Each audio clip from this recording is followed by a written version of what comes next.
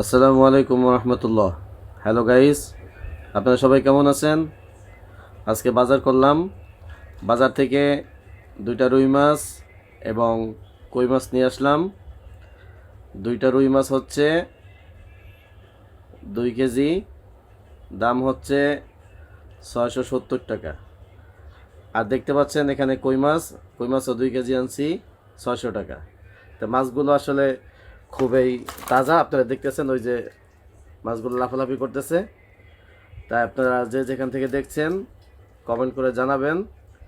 আর বাজার করে যখন করবেন তখন দেখে শুনে সুন্দর করে এইভাবে তাজা মাছ নিয়ে আসবেন, খুবই খেতে সুস্বাদু লাগবে।